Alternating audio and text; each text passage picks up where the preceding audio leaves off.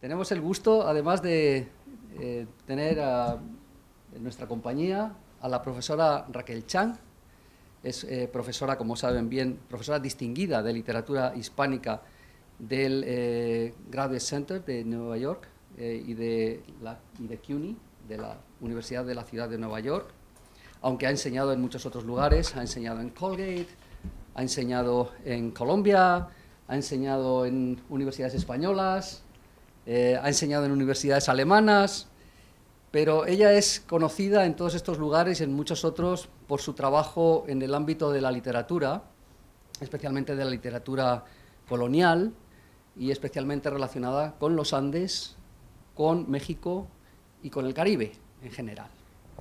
Ese esfuerzo investigador ha dado como fruto diversas publicaciones, muy numerosas publicaciones, muy conocidas, la mayor parte de ellas. Citaré solo algunas, porque los méritos hay que hacerlos ver, ¿verdad?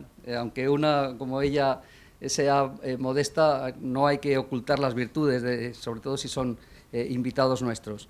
Libros como La apropiación del signo, 3 cronistas indígenas del Perú, o como El discurso disidente, o como Hidden Messages, o como La pluma en primera, en el drama Nueva Crónica y Buen Gobierno, o como una antología utilizadísima por todos los Estados Unidos y por muchos otros lugares donde se estudia la literatura hispanoamericana, una antología titulada precisamente Voces de Hispanoamérica, no sé si publicada a partir del año 96 o antes. Va por la quinta edición. Pero la última creo que es del 2016 o del 2017, es decir, ha sido una obra reeditadísima de lo popular que es.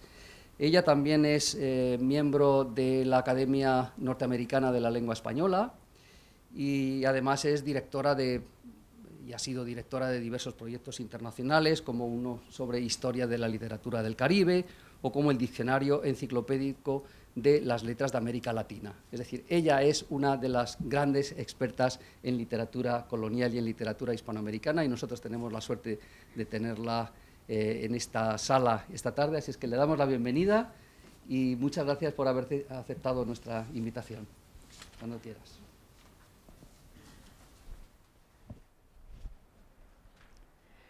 Buenas tardes a todos. Quisiera primeramente agradecer la cariñosa introducción del director de este centro de estudios, el doctor Francisco Moreno. Muchas gracias por la presentación. Quiero también reconocer entre nosotros la presencia de algunos amigos muy queridos, Tom Cummings. Vas a ver algunas imágenes y te voy a aprovechar para que intervengas. Al profesor José Antonio Mazzotti, colega garcilasista y colonialista en el buen sentido de la palabra, y mi hermana Silvia Rom, historiadora muy notada de México, y recuerdo a su padre, José Juan Arrom, de quien tanto aprendí cuando hacía mis pininos, mis entradas en el mundo colonial, y hasta ahora trabajamos en mis clases sobre las crónicas, su maravillosa edición de la relación de las antigüedades de los indios de Pané, que él tuvo la buena fortuna de recuperar para todos nosotros. Y a todos ustedes les agradezco su presencia acá en un día que, como dijo el doctor Francisco Moreno, tan ajetreado para Harvard. Y él mencionó que yo soy Distinguished Professor. A veces en lugar de distinguished me siento extinguished, ¿no? Y después del viaje en acela, la caminata por el campus y tal, pero me encanta de tener un grupo tan interesante e interesado en estos temas.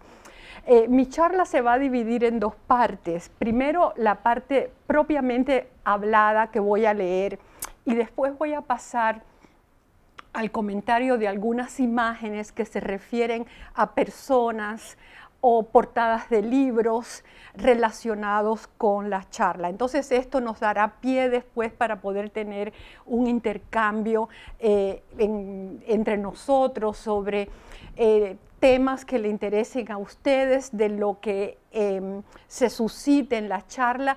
No creo que pueda contestar todas las preguntas que tengan, pero siéntanse con toda confianza de preguntar cuando llegue el momento, y trataré de hacer lo posible por responderles, ¿no? Bueno, entonces mi charla se titula Cruzando culturas y trenzando territorios en la Florida. Voy a dar comienzo al texto, interrumpo cuando cambio de temáticas para poder guiarlos. Cuando Juan Ponce de León exploró las costas de la Florida, primero en 1513 y después en 1521, el mundo atlántico estaba en plena expansión. De La Habana partió en 1519 la furtiva expedición de Hernán Cortés en busca de las riquezas del imperio mexica. La Habana, recordemos que en esta fecha, 1519, estaba situada al sur de Cuba. Pocos años después se traslada a su actual localización en el norte de la isla. Los seguidores de Pizarro, de Francisco Pizarro, tendrían en esa época a Nombre de Dios, actual Panamá, como punto de reunión para el viaje al sur y el eventual sometimiento del Tahuantinsuyo, el vasto conglomerado de grupos regido por los incas. Una vez asegurado el poder español en México, Tenochtitlan y Cusco, capitales de dos de las grandes civilizaciones americanas, Norteamérica se convirtió en el foco de nuevas exploraciones.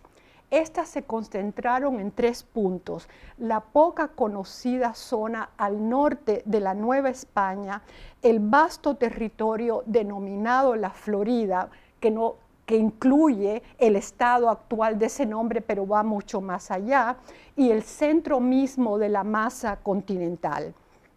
Varias razones motivaron estos viajes de exploración de Norteamérica.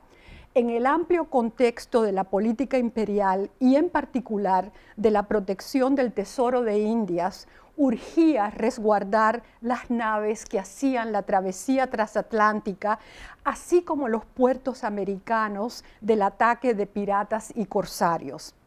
La explotación de minas de plata en el norte de la Nueva España, Zacatecas en particular, obligó a pensar a administradores y exploradores en la posibilidad de hallar una ruta terrestre que facilitara la transferencia de esas riquezas a las naves que hacían el tornaviaje, obviando el peligroso tránsito por el Caribe, siempre álgido, caliente y peligroso. La llegada a territorios de la Florida de hugonotes franceses avivó el celo religioso y encolerizó a Felipe II, quien ordenó sacarlos de allí a cualquier costo. Asimismo, las noticias de reinos riquísimos en el centro del continente, en particular la tierra de Chícora, despertaron el interés en la zona y sustentaron las ambiciones de quienes esperaban encontrar otro Perú, otro México. Así, cuando Vasco Núñez de Balboa descubrió el Mar del Sur, se afirmó igualmente la necesidad de encontrar una vía de comunicación marítima entre ambos océanos, el Atlántico y el Pacífico. Como el paso descubierto entonces por Magallanes era lejano y su cruce sumamente peligroso, las exploraciones continuaron en el territorio norte. Se especuló también sobre la posibilidad de hallar el camino hacia la China, ya atravesando la masa continental o ya por vía marítima. La China entonces y ahora, ¿no? Si bien del interior del continente se ignoraba mucho, particularmente la distancia entre la zona oeste, hoy California, o la Alta California entonces, y la zona atlántica, la Florida, para entonces, como lo indicará el mapa que vamos a ver en breve, sí se sabía que la Florida no era una isla. En cuanto a las exploraciones floridanas, tenemos que recordar a aquellos conquistadores que persiguieron en la frontera norte La riqueza sin límite o la quimera de la fuente de la juventud. Entre ellos, Juan Ponce de León, Lucas Vázquez de Ayllón, Pánfilo de Narváez y Hernando de Soto. Los 4 murieron en la empresa. Sin embargo, los trabajos de las expediciones de 2 de ellos se han fijado en crónicas ampliamente conocidas, Naufragios y La Florida del Inca. Vale recordar que Ayllón y sus expedicionarios desembarcaron en el estuario de un río que Ayllón nombró Jordán. En esa época, en 1526, y recalco 1526, fundó 39 años antes de San Agustín el primer establecimiento español en tierras de los actuales Estados Unidos, San Miguel de Gualdape.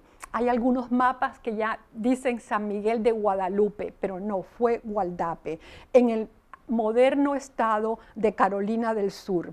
La colonia tuvo una vida muy corta, menos de 3 meses. Los esclavos se rebelaron y fueron a vivir con los nativos. Ayllón murió víctima de las fiebres y poco después los vapuleados sobrevivientes abandonaron la zona y regresaron a Santo Domingo de la Española.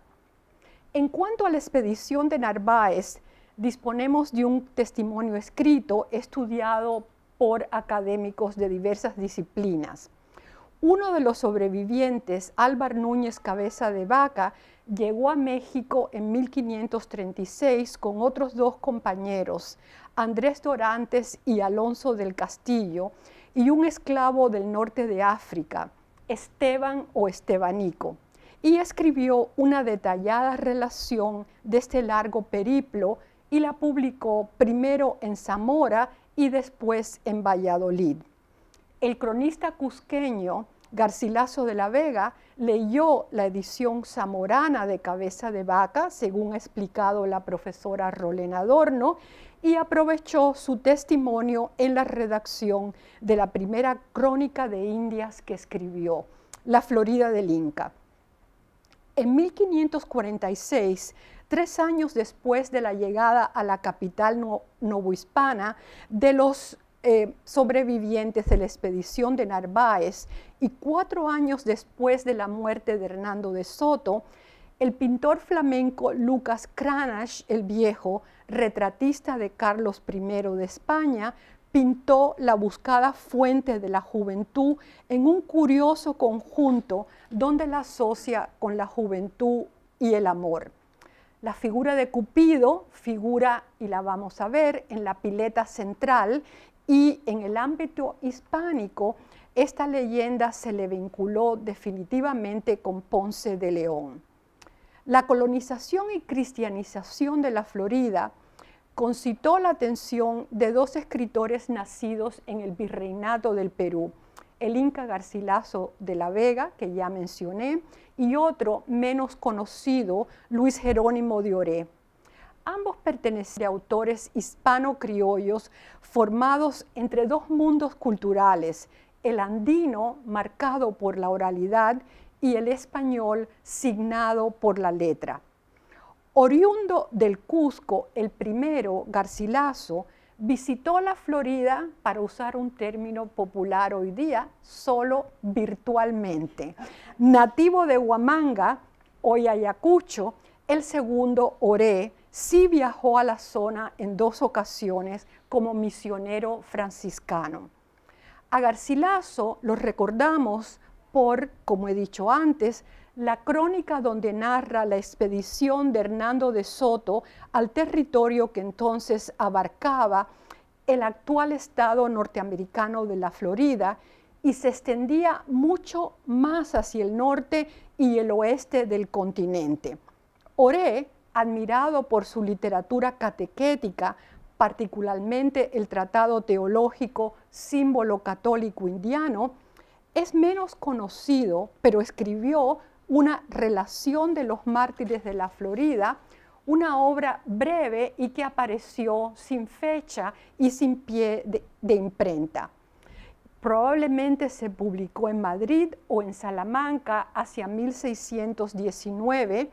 Oré cuenta la historia de esa tierra y los intentos de evangelización, primero de jesuitas y después de franciscanos.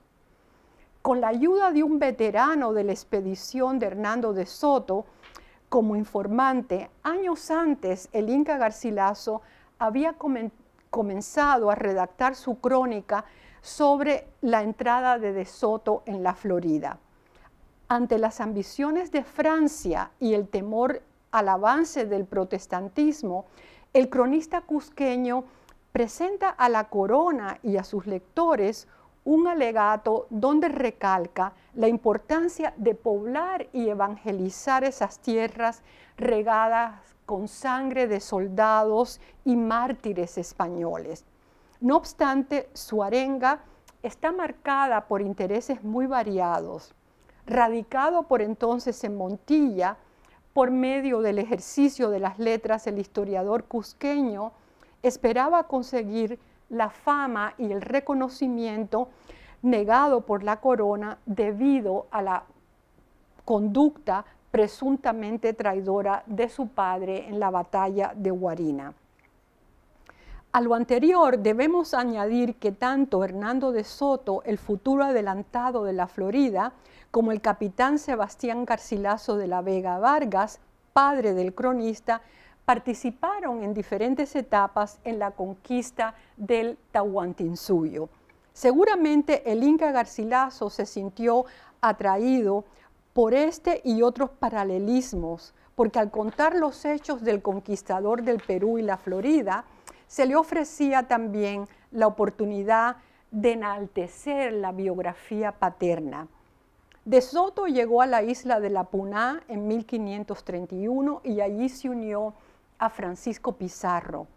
Participó en la captura de Atahualpa en Cajamarca y por esta y otras acciones fue ampliamente recompensado en la repartición del tesoro incaico recogido para el rescate del Inca. Arrojado y ambicioso, De Soto presintió que los hermanos Pizarro desconfiaban de él y abandonó el Perú para conseguir en la corte española un mejor destino. Su misión se coronó de éxito cuando en 1537 fue nombrado adelantado de la Florida y gobernador de Cuba. Ciertamente el vínculo peruano de Soto le fue atrayente al cronista, quien desde Montilla y Córdoba evocaba estos acontecimientos. Su crónica floridana se convierte así en búsqueda personal, en pretensión literaria, culminada siglos después cuando lo reconocemos al Inca Garcilaso como el primer gran escritor hispanoamericano.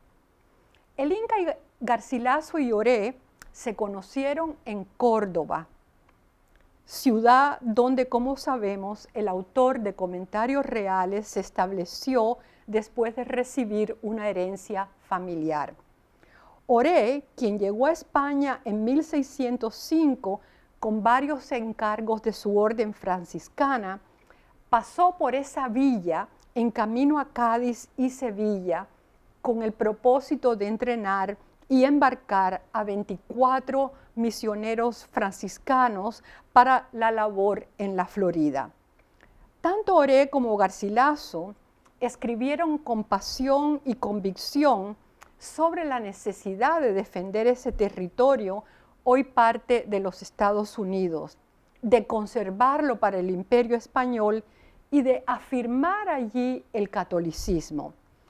El encuentro en Córdoba del cronista y del franciscano realza la importancia de la Florida para la corona española y ofrece una cala en la historia personal de ambos luminares y en la historia compartida de España, Perú y los Estados Unidos. En efecto, a comienzos de 1612, Oré visitó al autor cusqueño con el deseo de conversar sobre la Florida del Inca. El franciscano huamanguino conocía esta crónica y sabía que su lectura le sería útil a los bisoños misioneros que pronto se embarcarían hacia tierras floridanas. Garcilaso consignó esta visita en la segunda parte de Comentarios Reales, también conocida como Historia General del Perú. Por ello sabemos que le obsequió a su compatriota 7 libros, 3 copias de La Florida del Inca y 4 de Comentarios Reales, claro, la primera parte, y que también le deseó éxito en su labor misionera. Y cito a Garcilaso, que la Divina Majestad se sirva de ayudarles en esta demanda para que aquellos idólatras salgan del abismo de sus tinieblas. Sabemos además que rememoraron el pasado peruano, en particular asuntos tocantes a la rebelión de Gonzalo Pizarro contra las nuevas leyes de 1542. Garcilaso, sujeto siempre curioso, quería saber qué había ocurrido con las cabezas de los rebeldes Gonzalo Pizarro, Francisco de Carvajal y Francisco Hernández de Girón. Oré aclaró que estas cabezas permanecían insepultas en el convento de San Francisco en la Ciudad de los Reyes. No me extrañaría, pienso yo, que recordaran a Hernando de Soto y su fallida expedición a la Florida, financiada con la parte del rescate del Inca Atahualpa que recibió ese conquistador. Sin embargo, el peripatético franciscano no viajó con los misioneros a quienes encontró en Cádiz y despachó desde Sevilla. Como tanto la corona como el Consejo de Indias reconocieron el éxito de su labor, you cannot be too successful because you might be leading to something else. Nuevamente se le encargó reclutar misioneros, esta vez para la labor de catequización entre la población indígena de Venezuela. Oré tampoco se embarcó con estos misioneros porque los franciscanos le mandaron recopilar información sobre la infancia y juventud en Andalucía de un hermano de orden, Fray Francisco Solano, cuyo expediente de beatificación preparaban para presentarlo en Roma. Oré no viajó a la Florida hasta 1614 y allí visitó la recién fundada provincia franciscana de Santa Elena, que abarcaba la Florida y los conventos de la orden en Cuba. Y también en ese momento hizo allí capítulo. Este fue un viaje rápido, mencionado muy de paso en la relación de los mártires. Oré volverá a la Florida en 1616, también por encargo de su orden. Y retornó de La Habana a San Agustín, villa a la cual llegó el 6 de noviembre de 1616, después de un riesgoso viaje por mar de 25 días. Acompañado de 3 religiosos, pasó a visitar las misiones franciscanas a pie y en canoa. Así, mientras la crónica del Inca Garcilaso es producto en parte de sus conversaciones con Gonzalo Silvestre, veterano soldado de la Florida y del Perú, la relación de Oré está matizada por su propia experiencia en esos territorios. Estudiada mayormente porque detalla la rebelión de Guale contra el poder español, el martirio de jesuitas y franciscanos, así como la historia del cautiverio de un miembro de la orden seráfica, propongo que la relación de Oré encapsula varias modalidades de escritura, desde la crónica conventual hasta la historia de los descubrimientos y la probanza de servicios. Ofrece así una tipología singular de literatura catequética, igualmente dirigida a los miembros de la orden seráfica como a funcionarios de la corona, autoridades eclesiásticas en Madrid y Roma, a familias poderosas y protectoras de religiosos asociados a congregaciones favoritas. Todos ellos se interesaban por el avance misionero en remotas y disputadas zonas marcadas por conflictos entre los dos cuchillos, o sea, la Iglesia y el Estado. Y también compartían curiosidad sobre la historia, la geografía y los habitantes de estos territorios que estaban en proceso de misionización de parte de los religiosos. Por ello, en la relación encontramos, como en cajón desastre, una variedad de temas, sin duda, incluidos con el propósito de apelar, informar y atraer a receptores muy diferentes. Ahora vamos a pasar al comentario de alguna de las imágenes.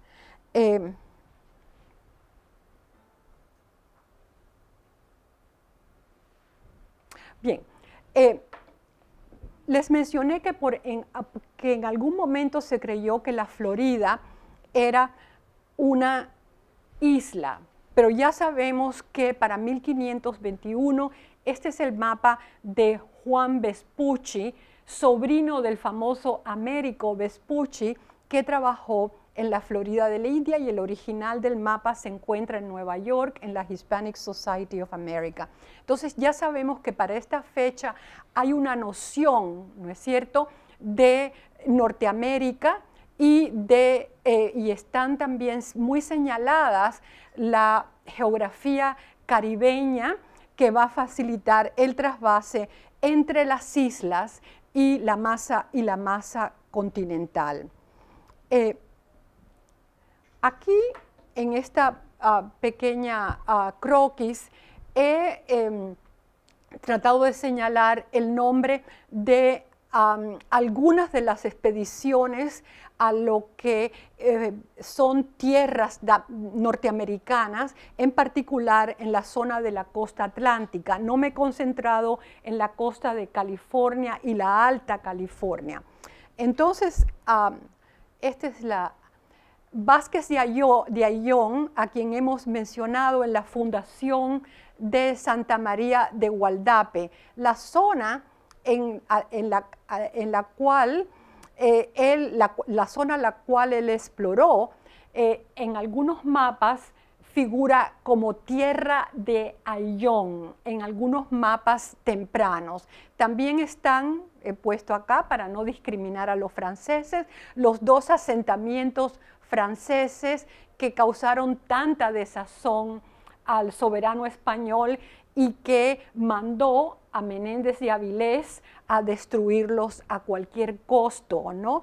Y desde entonces, como generalmente en los Estados Unidos, y no quiero ofender a nadie con este comentario, pero lo digo porque creo que es verdad, hay una visión un poco francófila y la idea es demonizar lo español y mostrar a unos como sangrientos y a otros como víctimas, ¿no? En fin, estamos hablando de disputas no solo territoriales, sino también de disputas religiosas, porque los franceses que llegaron eran hugonotes, aunque no hubo caridad tampoco de parte de los soldados de Menéndez y Avilés, de aquellos que a última hora dijeron que eran católicos, ¿no? Los fueron igualmente masacrados, ¿no?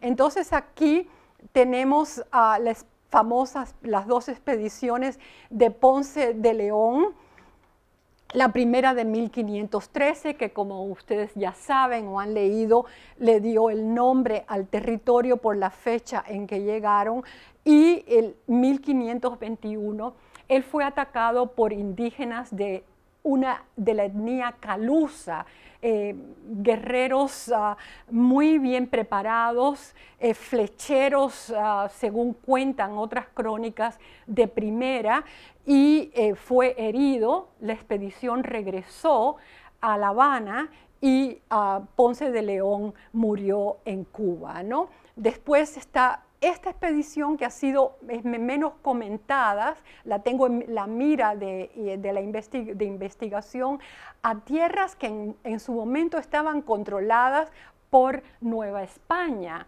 Y un personaje, me adelanto un poco para que ustedes vean las reverberaciones de todo esto, un personaje muy allegado a Sor Juana Inés de la Cruz, a quien todos conocemos, el sabio y humanista Carlos de Sigüenza y Góngora, trabajó un mapa de la zona, inclusive ya en su vejez, parece que hubo muchas disputas sobre el tipo de cartografía que había generado este mapa, y él dijo, pues yo me embarco y voy ahí a comprobar todo lo que he hecho, ¿no?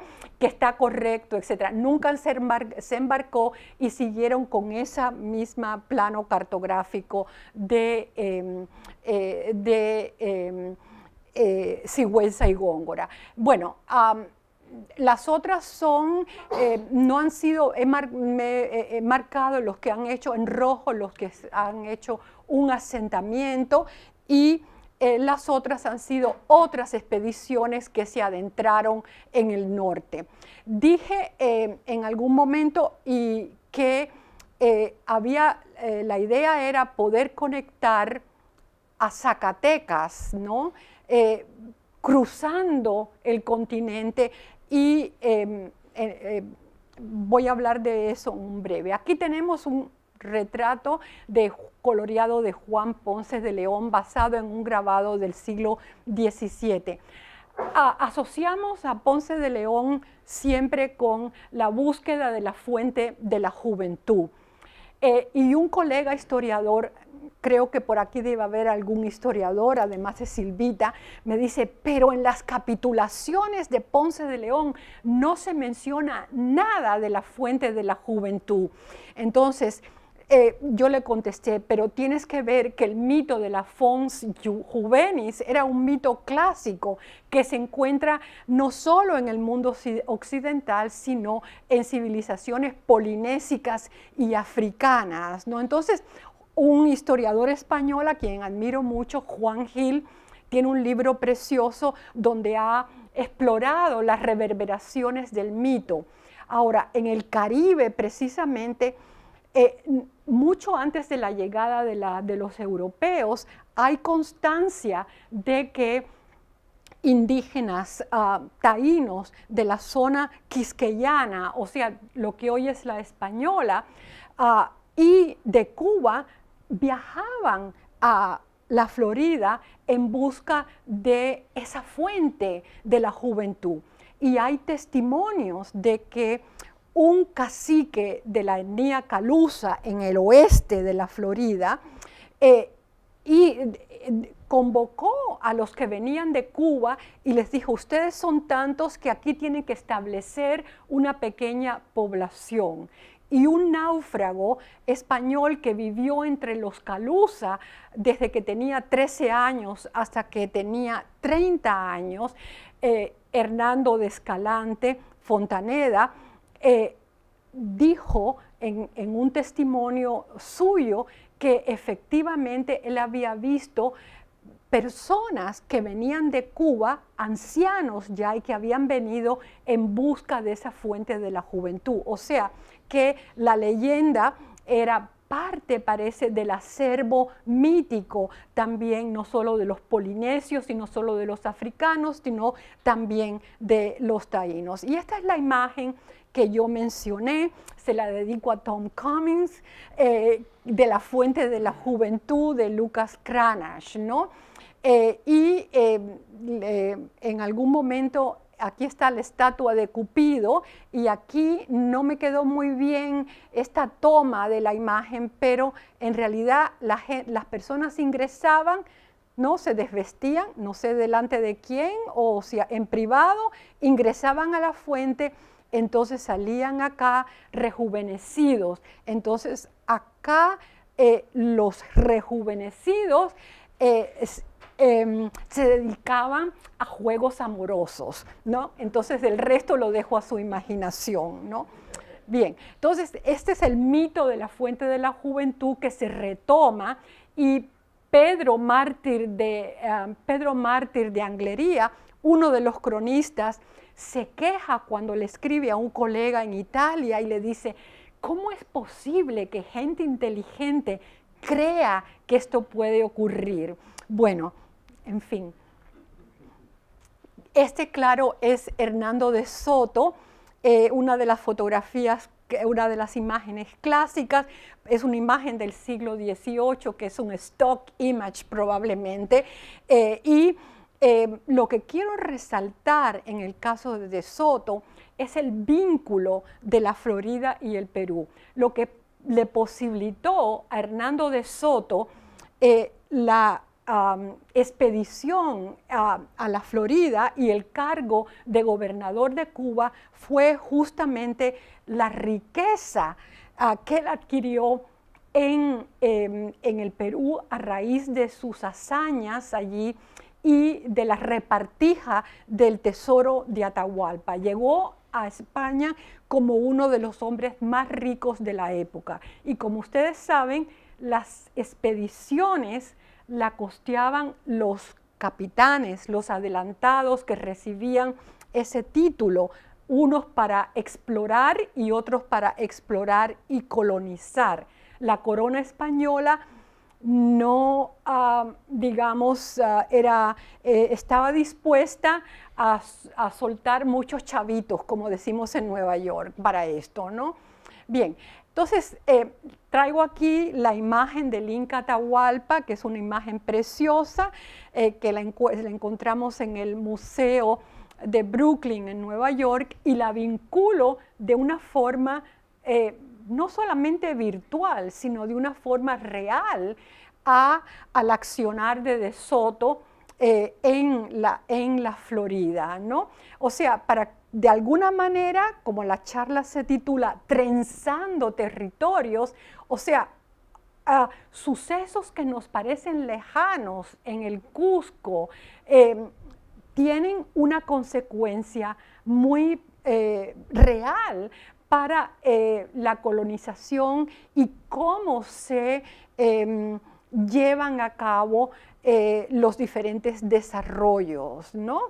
Bien, no tenemos una imagen del Inca Garcilaso, nunca posó para nada, todas las imágenes que hay son productos de la imaginación.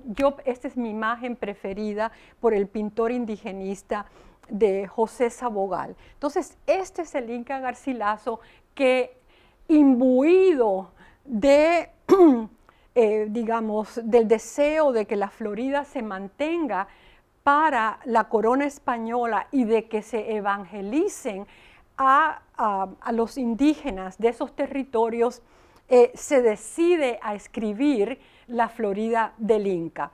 Esto es una hipótesis, no podemos comprobar si es verdad o no, pero el Inca Garcilaso era muy allegado a la orden jesuítica y recordemos que el grupo de mártires, de primeros mártires, fue un grupo de la orden jesuita que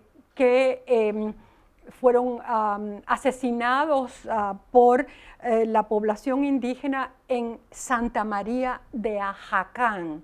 Esto es lo que se llama un territorio en el actual estado de Maryland, Chesapeake Bay. Bien, entonces lo que quiero destacar de aquí es, la idea del Inca Garcilaso es de heroicos caballeros españoles e indios, ¿no? Que el que reconoce la historicidad, la valentía de los indígenas y también él recalca acá su origen de la gran ciudad del Cusco, cabeza de los reinos y provincias del Perú, pero también destaca capitán de su majestad. Capitán de su majestad porque Garcilaso fue uno de los que apoyó a las mesnadas en la guerra contra los moriscos en las Alpujarras. Entonces él hace su vínculo con España, su vínculo con la gran ciudad del Cusco, y después la referencia a caballeros españoles e indios que igualmente pueden ser heroicos. Esta es una de las imágenes muy curiosas de uno de los grupos étnicos que en su recorrido encontró Hernando de Soto. Estos son señores de la etnia timucuana que la ilustración no corresponde a ningún ilustrador español, porque no tenemos ilustraciones de la población nativa de parte de estos ilustradores españoles.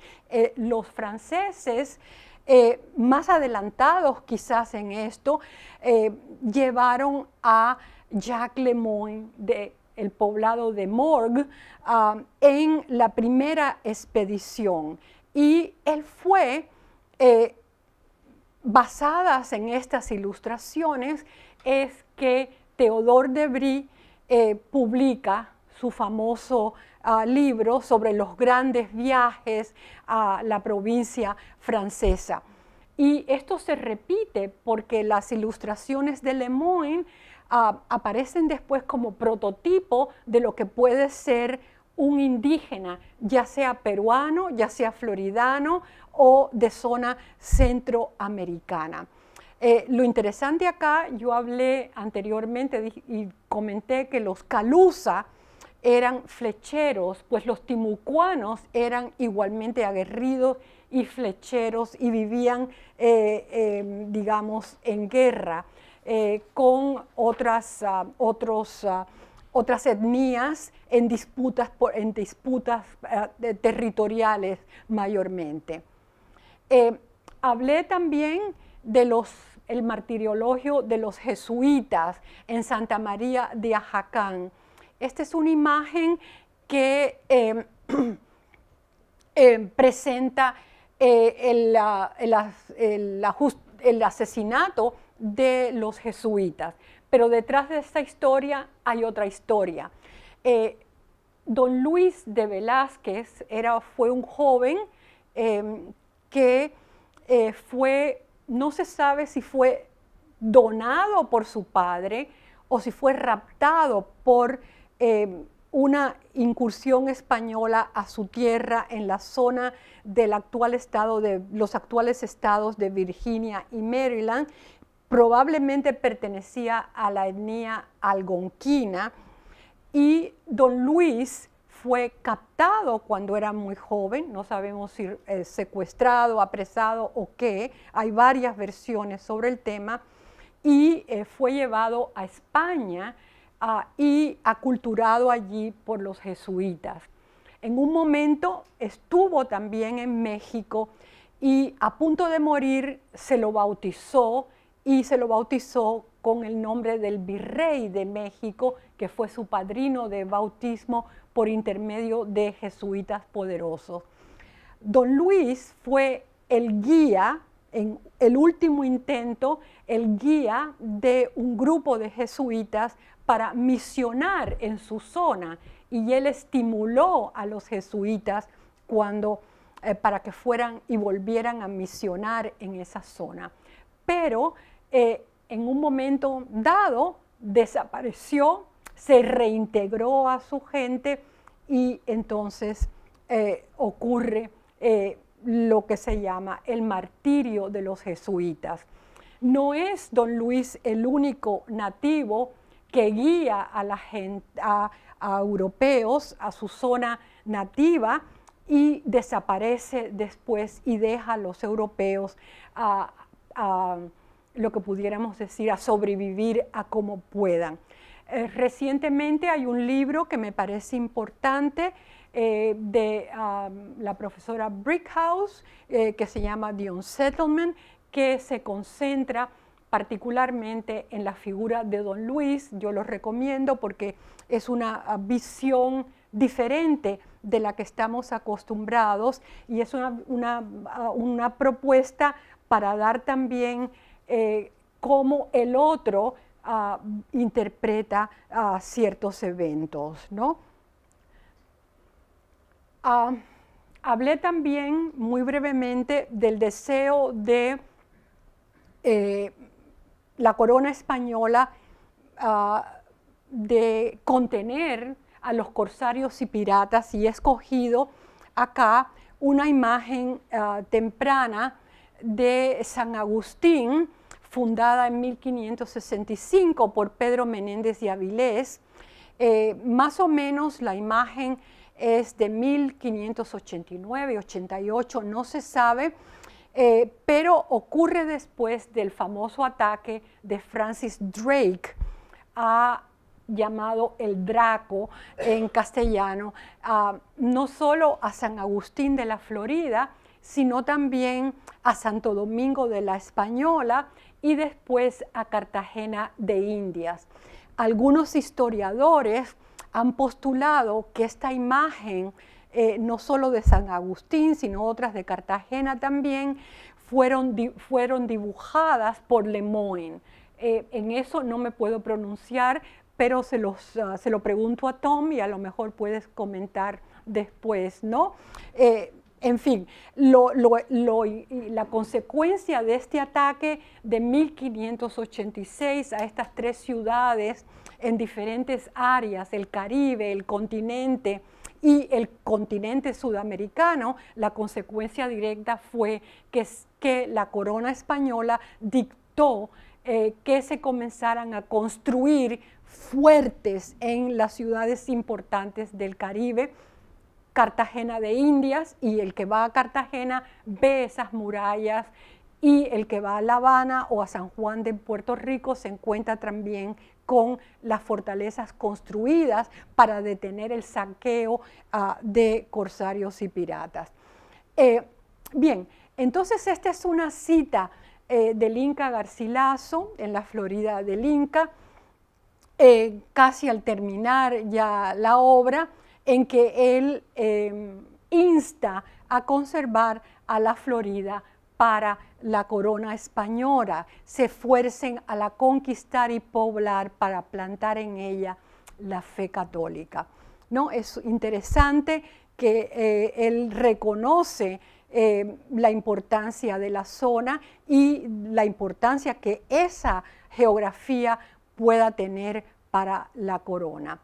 Bueno, estos son tres fechas que marcan un cambio muy importante en la evangelización en el mundo andino, y aquí entonces ingresamos a la figura de Oré, el estricto coetáneo del Inca Garcilaso y de Guamán Poma de Ayala, pero de los tres luminares es la figura de Oré la que ha estado más abandonada, creo, porque escribió en latín algunas de sus obras y es literatura catequética, religiosa, ¿no?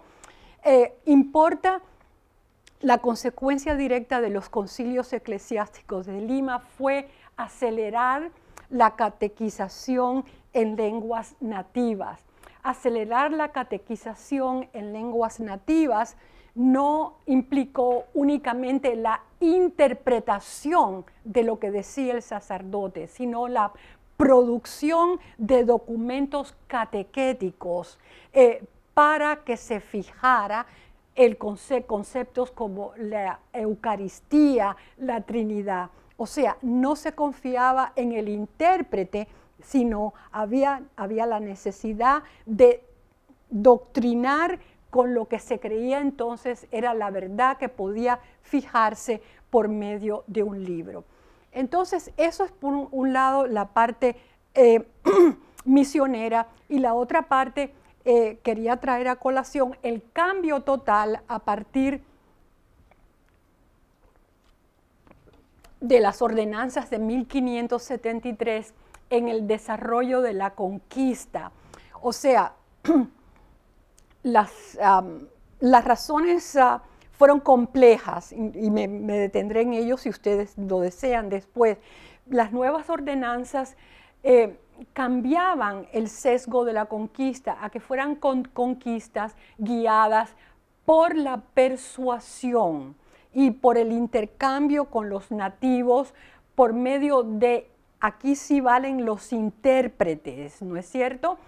Y ya no una entrada como se usaba a sangre y fuego, exhibiendo el requerimiento, etc. O sea, persuasión es la palabra de toque de las nuevas ordenanzas, con una responsabilidad enorme a las órdenes religiosas, franciscanos, que fueron quienes ingresaron en la Florida a raíz del martirio, de la retirada de los jesuitas, por razones de que la orden se sentía que no estaban progresando en su labor misionera, y que inclusive llegaron a decir que los indígenas de la Florida no tenían la capacidad para asimilar las complejidades del cristianismo, ¿no? Entonces, las nuevas ordenanzas daban gran importancia a la labor misionera, y estos inclusive recibían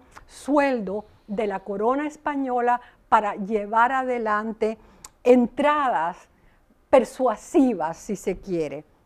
Bien, entonces aquí es donde la figura de Oré, este es un óleo de Oré que se encuentra en la iglesia de San Francisco en Lima.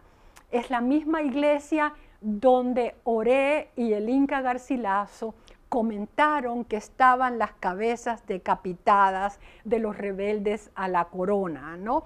Entonces, no sabemos, un historiador de arte me comentó que no podemos decir que esta imagen era coetánea de Oré, que se cree que es una imagen probablemente, digamos, del siglo XIX, finales del siglo XVIII, ¿no? Pero es la única imagen que tenemos de él, un poco como ocurre como el caso del Inca Garcilaso, no hay una imagen, entonces cada uno acudo a la imagen de Sabugal, ¿no? Oré es una figura importantísima dentro de la congregación franciscana y dentro de los cargos que él tuvo durante su vida. Era un hombre de una familia encomendera muy distinguida y muy religiosa. Oré hablaba 4 lenguas: el castellano, el latín, el aymara y el quechua, y misionó en las 2 lenguas nativas y escribió literatura catequética, el símbolo católico indiano, donde tenemos poemas en quechua y observaciones sobre el origen de la población indígena en los Andes. Bien, entonces este es un hombre de gran cultura, de gran sensibilidad hacia la población indígena, sensibilidad como se conocía en la época, ¿no? La obra principal de él es Símbolo Católico Indiano, que es uno de los incunables de la imprenta limeña, y se encuentra, no sé si la John Carter Brown la tenga, pero sí está en la Biblioteca Nacional de Lima. Esta es la portada de la obra principal de Oré. Bueno, entonces, a ver, he hecho algo mal aquí seguramente, ¿no? Bien, yo les comenté que Oré había sido frustrado al menos 3 veces en su deseo de viajar a la Florida, y que una de ellas había sido porque su orden franciscana le había pedido que escribiera la biografía de Fray Francisco Solano, que fue misionero en la zona norte de lo que hoy es la Argentina, y esta es una imagen de San Francisco Solano en su labor misionera. Esta es una imagen del siglo XIX, no es imagen coetánea, de un pintor del siglo XIX. Y les he hablado de la relación que escribió de los mártires de la Florida, la obra poco conocida de Oré. Esta es la primera página de esa relación. Y como comenté, no tiene pie de imprenta alguno, no tiene fecha. O sea, lo que se cree es que se escribió alrededor de 1618-1619, porque los franciscanos se estaban reuniendo como orden seráfica en Salamanca, ¿no? Entonces, la relación, a pesar de que él usa, creo que para que la obra tuviera más atracción entre los lectores, usa relación de los mártires que ha habido en la Florida. Como le comentaba Francisco antes, es un cajón desastre donde empieza a hablar desde el descubrimiento, desde la llegada de Ponce de León a la zona oeste, y comenta temas como la piratería. Inclusive dice que las pobres damas que están en la Florida no pueden casarse porque le quitan a los padres, los piratas, los cueros que van a vender y que van a ser usados para la dote. No sé, entonces lo deja un poco así a la imaginación de cada uno, ¿no? Pero la queja está ahí contra los piratas, ¿no? Bien, entonces algunos se preguntan cuál fue el resultado de las misiones franciscanas en la Florida. Este mapa lo corresponde a las investigaciones del profesor Jay Milanich, antropólogo, y sitúa las diferentes misiones que hay en el ámbito que era la Florida, entonces, que incluía Georgia, Carolina del Sur, Carolina del Norte, partes de Maryland, y también se extendía hacia el oeste. Entonces vemos que los franciscanos sí hicieron una labor catequética que perduró por buena parte del siglo XVII.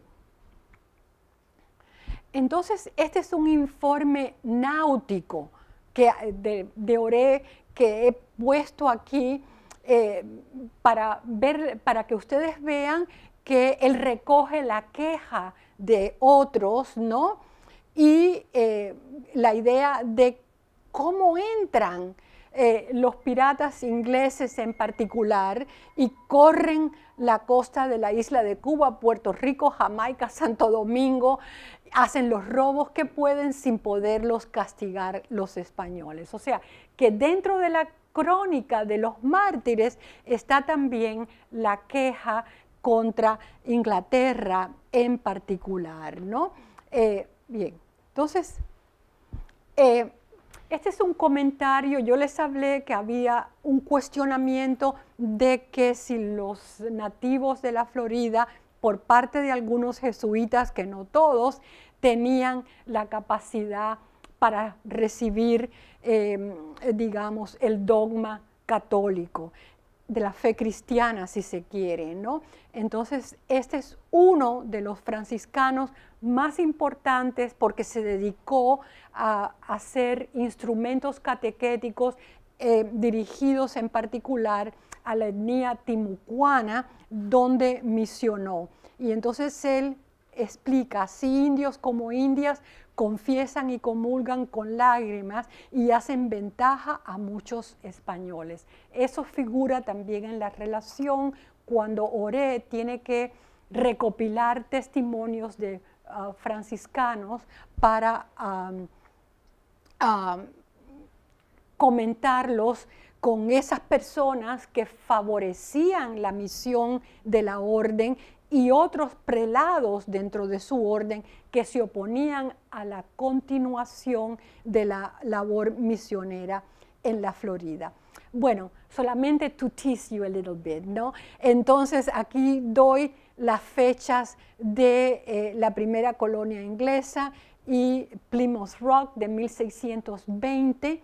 nosotros estamos hablando de San Miguel de Gualdape, 1596, San Agustín de la Florida, 1565.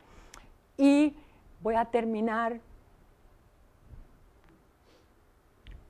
Miren la fecha, perdón, la fecha de esta caricatura que me llamó mucho la atención es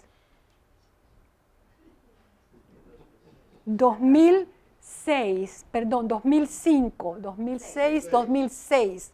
Entonces, con esta reflexión, ¿no es cierto?, muy actual sobre murallas, la China, piratas, tarifas. Quiero concluir la charla y agradecerles nuevamente la presencia de todos ustedes acá en un día tan ocupado para esta casa de estudios. Así que muchas gracias a ustedes.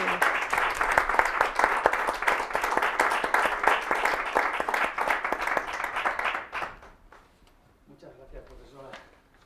Abrimos el turno entonces para preguntas y comentarios. Tienes el micrófono, así es que no tienes que molestarte.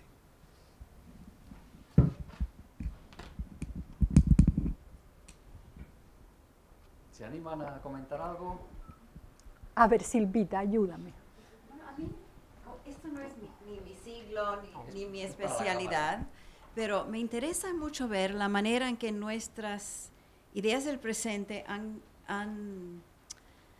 nos han dado el modelo para el pasado. Entonces, como ahora somos países distintos y Sudamérica no tiene nada que ver con Cuba ni con la Florida, no nos hemos dado cuenta del transnacionalismo. Obviamente sabíamos que España y América, pero eso me ha parecido muy interesante ver. Y la otra cosa que me ha parecido muy interesante es, como historiadora, pensar que tanto de lo que estos cronistas escribían ni lo habían visto con los ojos. O sea, era pura invención, ¿no? ¿Fantasía o qué? Me he quedado con la pregunta del valor de esta crónica.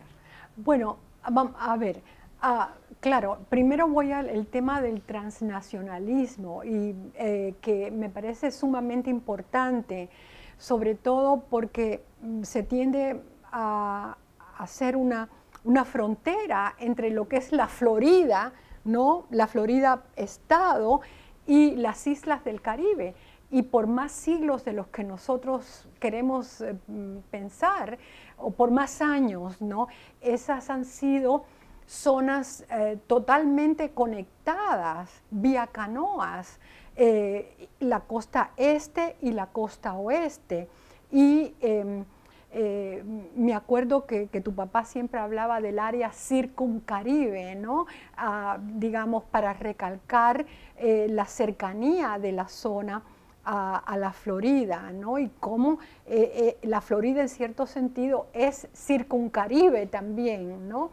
Pero nos hemos apartado de esos conceptos y se ven hoy como geografías aisladas, ¿no?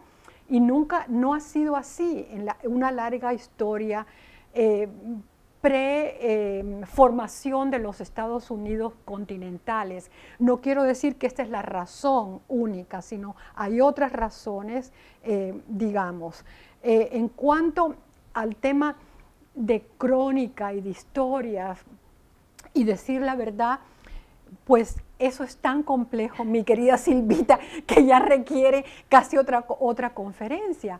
Pero la idea del Inca Garcilaso era usar a Gonzalo Silvestre, a que él llama mi autor, ¿no es cierto? Aunque tuvo otros papeles, ¿no? Los papeles rotos, ¿no? Que encontró comido de ratones, que él decía que eran expedicionarios, en particular de uno de ellos que sí era vecino de Montilla, ¿no?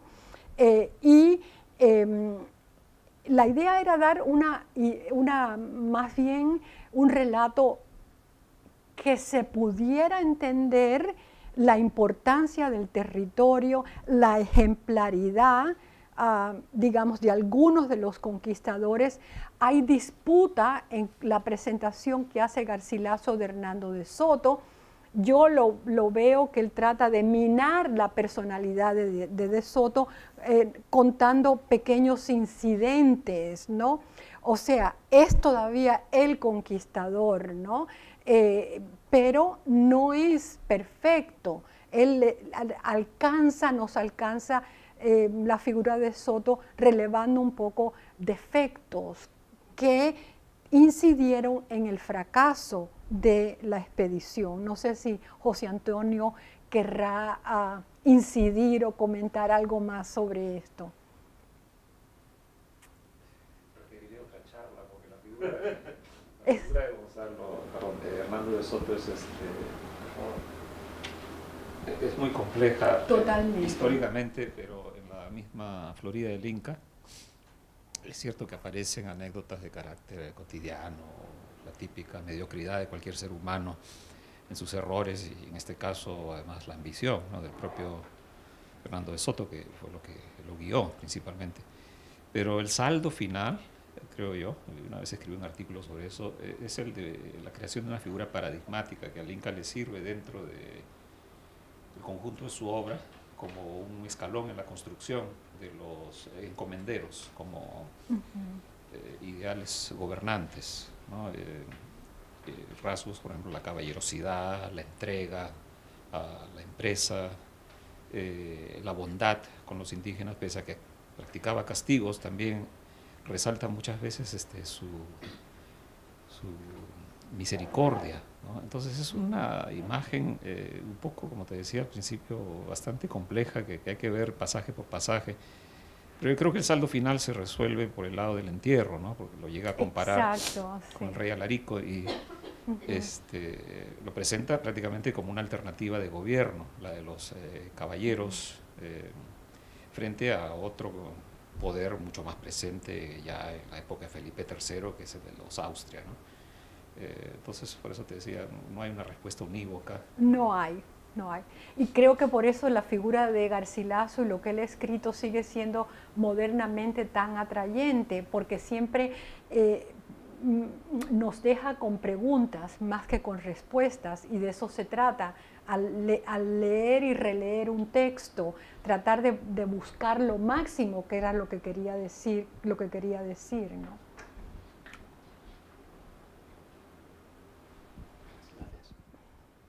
A ver.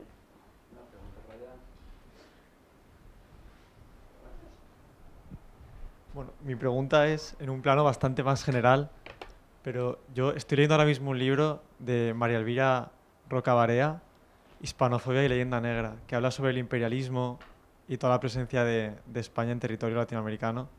Entonces mi pregunta es más sobre cuál es la fiabilidad de las fuentes a la hora de analizar todo el colonialismo que ha habido en tierras latinoamericanas, o la presencia de españoles, franceses, ingleses. A veces la historia no la cuentan los españoles, a veces sí, otras veces la cuentan otros países vecinos. ¿Hasta qué punto podemos fiarnos de qué fuentes sobre temas como colonialismo e imperialismo? Vamos a ver, es una pregunta tremenda, ¿no? Bueno, sobre qué fuentes son confiables. Tenemos que distinguir, y esto es algo que yo recalco mucho en las clases, la historia de la época. Yo me estoy concentrando ahora en los siglos XVI o XVII, y el concepto de lo que era la historia es totalmente diferente al concepto que nosotros adquirimos a raíz de la ilustración de lo que es la historia. Recordemos que la historia entonces nos devolvía a Cicerón. Se supone que la historia era ejemplar, era maestra de la vida. Entonces tenemos acciones que el lector podía emular, pero acciones también que podía criticar. Entonces, una persona que actualmente escribe una historia tiene que tener no solamente en cuenta libros, ¿no?, sino tiene que tener en cuenta el concepto de lo que era la historia en la época, ¿no? En esa historia aparecían también deidades, Santiago, la Virgen, en ayuda muchas veces de los caballeros españoles que iban a llevar, digamos, la fe católica. Entonces el carácter de la historia adquiere visos mesiánicos, pero cualquiera historiador, digamos, bien formado, tiene que saber hacer estas distinciones. O sea, no es solamente la fuente, sino cómo distinguir de diferentes fuentes y cómo no solo ofrecer una mirada de un hecho, y creo que la historiografía moderna, en la recuperación que ha hecho de testimonios indígenas, estoy pensando en una figura como Guamán Poma de Ayala, o el trabajo de recuperación de fuentes indígenas ya tardías que se realizó en México y todavía se sigue realizando. Eso contribuye a que una visión de la historia tenga diferentes miradas, si es que queremos hacer una historia que sea más adecuada y que involucre también no solo a un actor social, porque los españoles sí fueron, pero no actuaron solos. Entonces, si pensamos en Cortés y México, ¿dónde están los tlaxcaltecas? ¿Dónde está Doña Marina? Bernal Díaz es casi el único que la menciona con mayor amplitud en un capítulo de su historia verdadera. Cortés apenas le dedica unas cuantas líneas y ella fue la figura central. O sea, hay tenemos que ver todos estos matices, ¿no? ¿Había otra pregunta? Sí. Buenas y...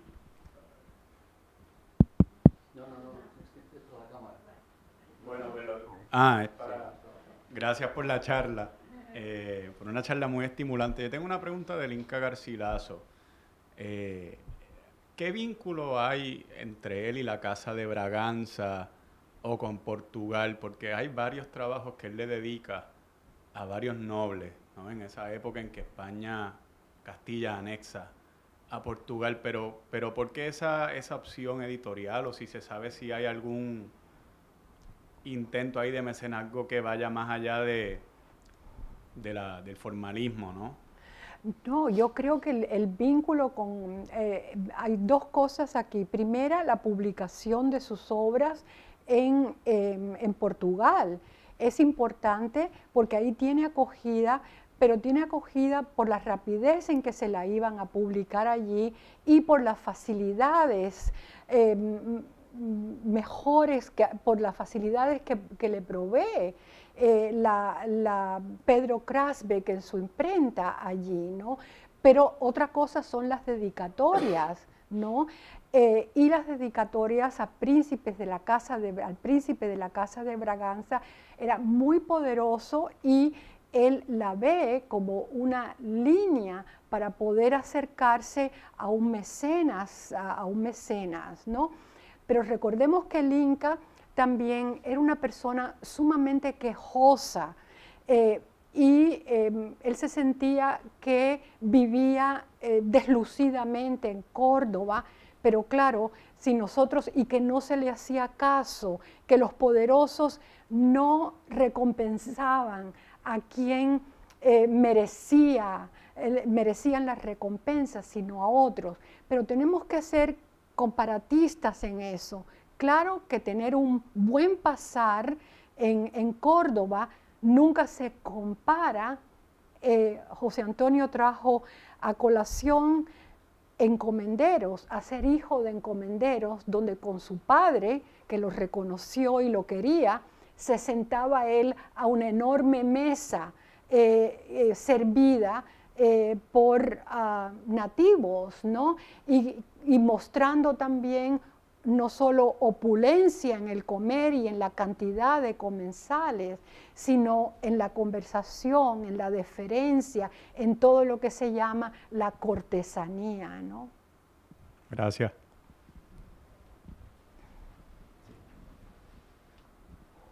Me pareció interesante y quería que elaboraras un poquito más sobre decisiones al interior de las misiones, o esa idea de que estaba escribiendo para que los misioneros fueran, o sea, para lograr dineros, para que hubieran misiones. Sí, bueno, pero ¿cuáles eran, digamos, por qué habían esas divisiones? Yo siempre pensé que los misioneros pues debían ir a las regiones que fueran mandados, pero pareciera que no era así tenían divisiones alrededor de si continuar la misión, no continuarla. Quería oír un poquito más sobre eso. La política de las diferentes misiones religiosas es verdaderamente muy compleja, y algunas de estas políticas podríamos calificarlas hasta de maquiavélica, ¿no? Dentro de las rivalidades que había, no solo en los conventos de hombres, ¿no?, sino también en los femeninos, ¿no? Pero el caso específico que estoy tratando acá es cuando las órdenes religiosas en la Florida en particular, a raíz de 1573, adquieren prominencia, y entonces llegan los franciscanos con un deseo de establecerse allí como orden misionera. Vamos a tener dentro de la propia provincias franciscanas personas que están de acuerdo con misionar en un territorio tan duro como la Florida, ¿no es cierto? Era duro por el transporte, era duro por la capacidad de los indios para flechar a sus enemigos y matar a mansalva. Era duro porque, a pesar de no encontrarse con una gran civilización como la mexica o como la incaica, eran muy astutos en cuanto a manejar el tema de los regalos que recibían y de las alianzas que hacían con unos y otros, ¿no? Y le voy a dar un ejemplo de eso en un momento. O sea, que yo tengo la impresión de que la relación de los mártires fue escrita para captar a aquellos franciscanos que dudaban de si se debía continuar la labor misionera en la Florida, pero también para captar a aquellas familias poderosas que donaban dinero y donaban influencia, sobre todo influencia para que facilitara la llegada y el viaje de nuevos misioneros para continuar la labor. O sea, por eso la llamo un tipo de literatura catequética, que no se ha estudiado porque, les confieso, la caractericé un poco como cajón desastre, tiene mucho de todo, entonces puede ser no tan interesante como leer La Florida del Inca, si se quiere. Eso por un lado, y tenemos también el tema de conflictos entre misioneros y soldados, porque los dos recibían, en particular en la Florida, el situado de México, ¿no? Entonces, ese situado cuando llegaba se distribuía. Los misioneros se quejaban siempre de que no les alcanzaba y que tenían que quitarse de su propia comida para comprar cirios para las ceremonias religiosas, ¿no? Y los soldados se quejaban de que los misioneros consentían a los nativos y no los trataban como debía ser. O sea, por eso hablé de ese conflicto entre los dos cuchillos, ¿no? O sea, es un mundo verdaderamente complejo, la política interna de las misiones religiosas. En el Perú, por ejemplo, había luchas ya en el siglo XVII para elección de los puestos principales dentro de las órdenes religiosas, luchas entre españoles y criollos, ¿no? Entonces, ¿Alguna pregunta más? ¿Algún comentario? Bueno, pues yo creo que nos ha ilustrado suficientemente, que las respuestas han sido muy cumplidas a todas las preguntas que ha hecho, y yo creo que no nos queda más que volverle a dar las gracias por estar aquí con nosotros, por pasar esta tarde con nosotros y por todo el conocimiento que nos ha distribuido. Así es que bueno, muchas gracias a ustedes, gracias gracias por la invitación. Gracias.